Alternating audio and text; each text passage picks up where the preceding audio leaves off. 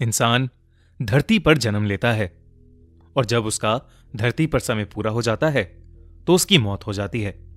पर क्या एक बार धरती से जाने वाला इंसान वापस यहीं जन्म ले सकता है? एक रात अचानक से 4 साल की निया नींद से उठकर अपनी मॉम के पास गई और अपनी पीठ में हो रहे दर्द की कंप्लेंट करने लगी। वो दर्द से चीखती हुई बस ये कह रही थी कि उसकी पीठ में उसे कुछ फंसा हुआ फील हो रहा है। लेकिन उसकी मॉम कैथरीन को कुछ समझ नहीं आया। उन्होंने निया की पीठ को अच्छे से चेक किया पर उन्हें वहां पर कोई घाव नहीं दिखा। निया सिर्फ 4 साल की थी तो वो ठीक से बोलना भी नहीं जानती थी। जैसे तैसे वो उस रात सो गई। पर उस दिन के बाद से निया को हर रात एक ही सपना आता था। उस सपने में एक आदमी देर रात एक जंगल के बीचों बीच खड़ा सिगरेट पी रहा होता और पीछे से कोई उस आदमी की पीठ पर चाकू मार देता और वो आदमी वहीं जमीन पर गिर जाता।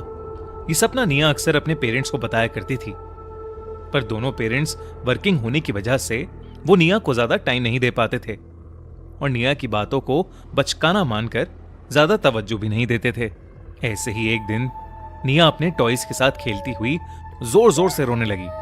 उसकी मॉम कैथरीन ने उससे उसके रोने की वजह पूछी तो उसके जवाब से कैथरीन के रोंगटे खड़े हो गए।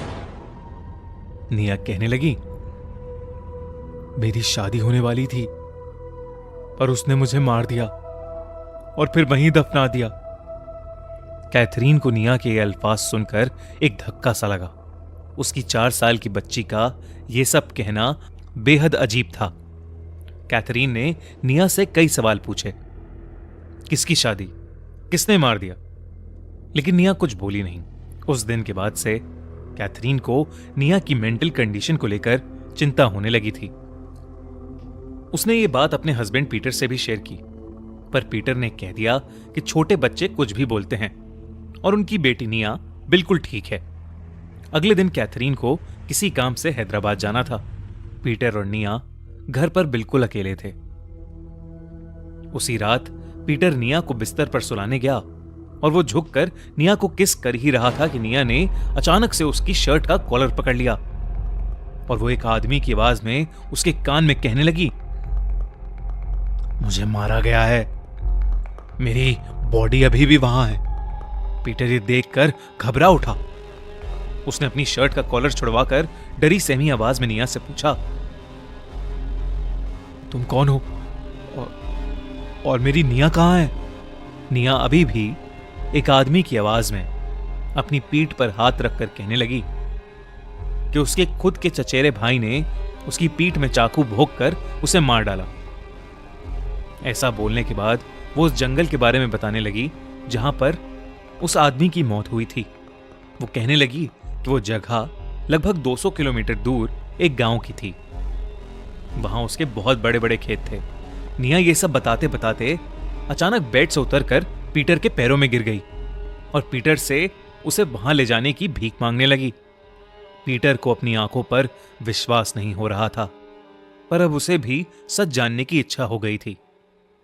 पीटर मान गया और उसने निया यानी उस आदमी से प्रॉमिस किया कि वो कल सुबह ही उसे वहां ले जाएगा। पीटर ने निया को सुला दिया और वो खुद भी निया के बगल में ही लेट गया। लेकिन उस रात कुछ ऐसा हुआ जिसके बारे में पीटर ने सपने में भी नहीं सोचा था। देर रात उसकी आंख खुली तो उसने देखा कि निया बिस्तर पर थी ही नहीं। उसने निया को पुकारा, कई बार आवाज लगाई लेकिन कोई जवाब नहीं आया। वो पूरे घर में निया को ढूंढने लगा कि तभी उसके घर की डोरबेल बजी। उसने दरवाजा खोला तो निया के हाथों में एक चाकू था और उसके हाथ और कपड़े खून में लथपथ थे।